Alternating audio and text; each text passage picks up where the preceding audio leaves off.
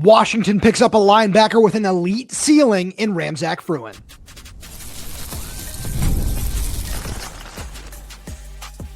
You are Locked On Huskies, your daily podcast on the Washington Huskies, part of the Locked On Podcast Network, your team every day. Welcome back into another edition of the Locked On Huskies podcast. I'm Roman Tomashoff. I'm the site editor with Huskies Wire. Thanks for making this your first watch or first listen of the day, as we are part of the Locked On Podcast Network, the #1 sports podcast network. And just a quick reminder to all you everydayers out there, wherever you're getting this podcast, YouTube, Spotify, Apple Music, Amazon Music, wherever that might be, please make sure to click that subscribe button, click that little bell as well, so you never miss when we post a new show. Plus, if you're on the audio-only side of things, please make sure to leave us a 5-star review, as it does help the show out a lot. Now, I got a really fun bonus show coming at all you everydayers today, where I'm going to talk about if Ramzak Fruean, this 3-star linebacker from Bethel High School here in Washington, is going to be the final addition to the defensive side of Washington's 2026 class. We'll talk about that in a couple of minutes, because this kid, as all you everydayers out there know, this is somebody who I have been extremely high on since the second I saw this offer go out. I threw on the film and I said, I don't care what this kid's ranked, whatever that might look like. This kid needs to be a Husky. 6'4", 215 pounds. Again, a product of Bethel High School. He's ranked as the #3 player in the state by 247 Sports at this point in time. And he's someone who, as soon as you throw on the film, the first couple of plays, it's, yeah, that'll play. The athleticism, at 6'4", 215 pounds, is unreal. Bethel lines him up all over the formation, a lot like they did with his teammate during his junior season, Zaydrius Rainey-Sale. Seeing those two guys reunite at the college level, by the way, I have some major thoughts, but I'll get to that in a minute, because as I look at what Ramzak brings to the table right now, it's not just the versatility of playing inside linebacker or outside linebacker. It's the speed and the range that he's shown playing safety in some different packages at the high school level. Now, that's very different, because at the high school level, you can just be the best athlete on the field and succeed. And it's very clear that Ramzak is the best athlete on the field at any given time, which is in and of itself a very exciting thought at the linebacker position. But this is one of those things where you look at how Ryan Walters has deployed his safeties this season, and as his philosophy really just continues to change throughout his time here at Washington, where he talked about going from some of his nobody else's really, more traditional 5 down fronts into more of a traditional 4-2-5 look at different points in time this year, as he said, mainly based on personnel. As he continues to adapt based on this kind of personnel change, having this kind of guy, just finding a way to get him on the field whenever he's physically ready to do so is going to be imperative, because you look at what he can do at inside linebacker. He's got the eyes, he's got the closing speed, he's got the length to be able to shed blocks and get downhill in a heartbeat. It's so much fun to think about what he can be on the inside, but the same thing is true at outside linebacker, where the Huskies are certainly looking for more guys who can rush the passer off the edge. I know for a lot of everydayers who are into watching high school film and all that sort of stuff, when you watched what Zaydrius Rainey-Sale was able to do at the high school level, I believe that it's very, very similar in that regard. And I think that this coaching staff feels the same way when they think about what these two guys could do on the field together at the college level, because both those guys, again, have the size, have the length to just be deployed at several different spots throughout the formation and give you so many different things. And I think the juice that both of those guys could bring as a pass rusher is really, really important, because I talked about it a little bit on our Monday show when I talked about pairing guys like that and this big, long mold of, how Wisconsin deploys their linebackers right now, how Ohio State has used guys like Arvell Reese and Sonny Styles this season. It feels like that is what Washington has seen and learned this season in the Big Ten. It's something that Jedd Fisch talked about a couple weeks ago as well, saying it's all the size and length in the middle of the defense, not just along the defensive line, but at linebacker, but at safety. He also talked about on the offensive side of the ball, on the interior of the offensive line, and at tight end and at running back, some of the size that those guys bring to the table. And I think that that's something that Washington has done a really good job of trying to prioritize in this class when you look at some of the body types. And Ramzak Fruean is a guy that fits that really, really, really well. Because again, you can look at all the production, all of the numbers that he brings to the table, all of the athletic measurables, all of that is great. But again, it's just a matter of you look at what this kid brings to the table on film, and it's something where, yeah, okay, that'll play at this spot, that'll play at that spot. And I think this coaching staff understands that. And it's why when he went to UCLA, at the beginning of June, I felt that that might have been the biggest loss that the Huskies suffered in this recruiting cycle. So when everything goes down there with Deshaun Foster, he gets fired in September and Ramzak decides to reopen his commitment. I was not surprised to learn that the Huskies very, very quickly got back in the mix. They were finally able to get him up for an official visit in late October when he showed up for the Illinois game, which was a really nice sign. And beating out Arizona and BYU, who both had really nice seasons in the Big 12 this year, is a great sign for Washington in terms of what is going to continue coming down the pipeline, because those are the schools that you need to win recruiting battles against, being in the Big 10. And now, as you continue to move forward, as you know, we talked about the crystal ball for Jordan Clay, another Big 12 school from Texas. If you are able to continue to win those sorts of battles, that's a great sign. And speaking of winning battles, Ramzak, being from the state of Washington, now signing 2 of the top 3 players in the state, that's a really great sign for what Jedd Fisch is continuing to build in the state of Washington as well, because the Huskies did a great job in the 2025 class. In state, they're doing a great job in the 26 class with both of those guys. And I think when you look ahead to 2027, there's an opportunity to have arguably your best class in state in a very, very long time.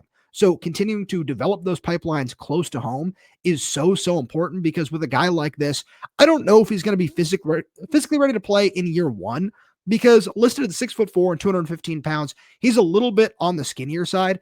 And if he's able to get up to, let's just call it 230, 235 pounds by the time he's a redshirt sophomore, let's say this kid has all of the upside, all of the ceiling, all of the athleticism to wind up as an all Big 10 caliber linebacker. He really does have that kind of ceiling. It is so much fun to think about. And what might not be as fun to think about is if he might be the final addition in the 2026 class on defense. And we'll get to that right after a message from our good friends over at Game Time. The World Cup is coming back to North America for the first time since 1994. And with 48 teams for the first time ever, it's going to be massive. But let's be honest, getting tickets is usually the hardest part. That's why the Game Time app is clutch, finally giving fans a real advantage when it comes to snagging seats. With Game Time, you can track price drops in real time, get alerts when great seats open, and buy tickets the moment they hit the app. It puts the power back in your hands and makes going to the World Cup realistic instead of impossible. All you got to do, you pull up the app, and the layout makes it so simple to scroll through matchups and compare seat views. Pick a game, tap a section, and have your tickets locked within minutes. No confusion, no hunting for fine print. The seat view feature is a game changer. You literally see what the pitch looks like from your exact seat before you buy. Take the guesswork out of buying World Cup tickets and every match, concert, or event with Game Time. Download the Game Time app, create an account, and use code LOCKDOWNCollege for $20 off your first purchase. Terms apply. Again, download the app, make an account, and use code LOCKDOWNCollege for $20 off. Swipe, tap, ticket, go. Game Time. We've also got a message from our good friends over at Omaha Steaks. The holidays always feel a little easier when you already know the perfect gift, and Omaha Steaks makes it almost too simple. Whether you're treating yourself this season or sending something memorable to family and friends, Omaha Steaks delivers handcrafted perfection right to their door. And this week is the best time to jump in because their cyber sale is here and the deals are huge. The quality is exactly what you hope for: incredibly tender steaks, rich flavor, and meals that make hosting or weeknight cooking easier. And the variety is underrated. Steaks, burgers, comfort meals, sides, desserts. It's one of those gifts that truly fits anyone. Save big on unforgettable gifts with Omaha Steaks. Visit omahasteaks.com for 50% off site-wide and an extra 20% off select favorites during their cyber sale. And for an additional $35 off, use promo code COLLEGE at checkout. That's omahasteaks.com. Promo code COLLEGE. Terms apply. See site for details. During the ad read, I guess my cat Bruno popped up right there. He can say hello to everyone. I know he has plenty of thoughts on Washington's 2026 class. So as we continue on here today, I asked myself this question when I heard that this news was going to be coming down the pipeline of if Ramzak would be the final defensive addition for Washington in the 26 class. And right now, I'm going to go ahead and say no. So I got 3 names that I'm going to throw at you.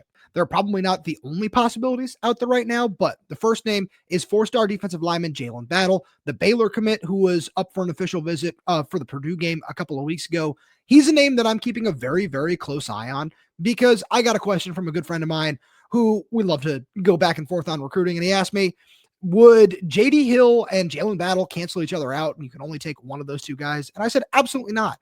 because of, the old adage that we love to talk about here on Locked On Huskies is Washington is not in a position to turn down talent, especially along the defensive line. But one thing that I know I wrote about over on Huskies Wire is when J.D. Hill was up for his official visit over the weekend, I saw him taking in the outside linebacker drills that Aaron Van Horn was putting through that group through in pregame warmups rather closely.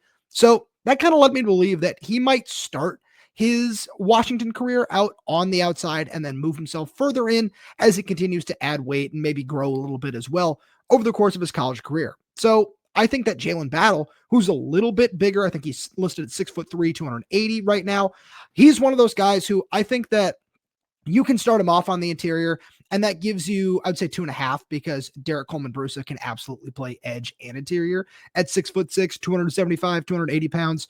And just really gives you the freshman boost that you're looking for at that position between him, Tiayu Mukais, and potentially Jae'lin Battle as well, because that's just so much length and athleticism and explosiveness that you're looking for on the interior of the defensive line. As I don't even know what my cats are doing back there. To all my viewers watching on YouTube, appreciate all of you.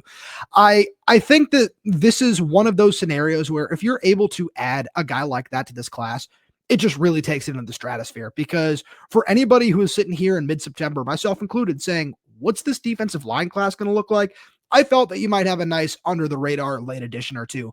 I certainly would not have expected one, or let alone two potential blue chip guys getting involved in this class. And that's a credit to Washington's coaching staff for being able to put themselves in this race and put themselves in position to potentially flip any of these guys ahead of signing day. So that's something to keep an eye on. The next guy that I want to talk about, staying along the defensive line here, just really quickly, because there's not a lot of confirmation yet out on this, as he's still committed to Michigan State, is I'm very interested in 3-star defensive lineman Siale from O'Day High School here in Seattle. I know I talked about him on my Monday show as well, because this is a guy who Washington was very interested in. He took an official visit to Seattle to Montlake in early June before winding up committing to Michigan State.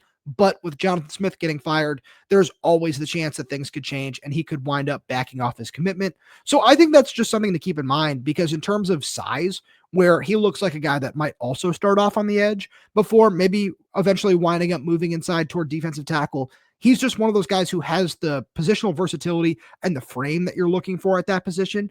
So it's just something to keep in mind, because there are so many moving pieces when it comes to just the coaching carousel as a whole right now. So that's something I'm very interested in. Speaking of the coaching carousel, the last guy that I want to mention here is 4-star defensive back Toray Davis, who has been committed to UCLA for a while, took an official visit to UW, took an official visit to Texas. I'm still just kind of monitoring what that situation might look like as we kind of really get down to signing day, because UCLA has now reportedly become very close with Bob Chesney, the James Madison coach, who it looks like that's going to be the guy who they'll wind up hiring, according to a Pete Thamel report. So we'll see what that winds up looking like for Toray Davis, because I think Washington is set right now in the defensive backfield, and Toray Davis would be considered a really nice cherry on top of a very, very strong defensive backfield, because you've got a trio of 4-star guys in Gavin Day, Rajon Duncan, and Jaron Jones. And then you round that out with a couple of other really exciting prospects in Elijah Durr and Kasani Giles. That's a really solid spot to be sitting in at this point in time. Now, if you can continue to take that a step further, obviously, like I was just saying, you're never going to turn down a blue chip talent. That's something to always keep in mind, because this is the kind of guy who he also probably isn't going to preclude, and he sort of takes it down the road when you look at the 2027 class, where Washington has a crystal ball for 4-star safety Isala Asa Wiliava. They're also doing a really good job with several other top defensive backs on the West Coast. Josiah Molden is a name that I'm always going to be keeping a very, very close eye on. Gavin Williams, the 4-star safety, was up for an unofficial visit a couple of weeks ago as well. There's so many top names that Washington has put themselves in a good position with in the 2027 class, where if you're able to add a guy like Toray Davis, you say yes. But at the same point, you can also look down the road and say, all right, if he does wind up staying at, UCLA or maybe Texas winds up being the move for him, it's not necessarily the biggest loss in the world, considering what else is going on right now. But, when you say considering what else is going on right now, just making sure you keep it right here on Locked On Huskies, because there's so much over the next couple of days that I'm sure you're going to want to keep a very, very close eye on. And the best way to make sure you're up to date on everything going on in the world of UW athletics is to make sure you subscribe wherever you get your podcasts. So that's YouTube, Spotify, Apple Music, Amazon Music. We're there. We're everywhere. We're updating this channel with new content every single day. So please make sure you click that subscribe button, click that little bell so you never miss when we post a new show. Plus, if you have any questions, comments, concerns, drop them right down below in the comment section. And if you're audio only, please leave us a 5-star review, as it does help us out a lot. Thank you so much for tuning in, and we'll talk to you next time.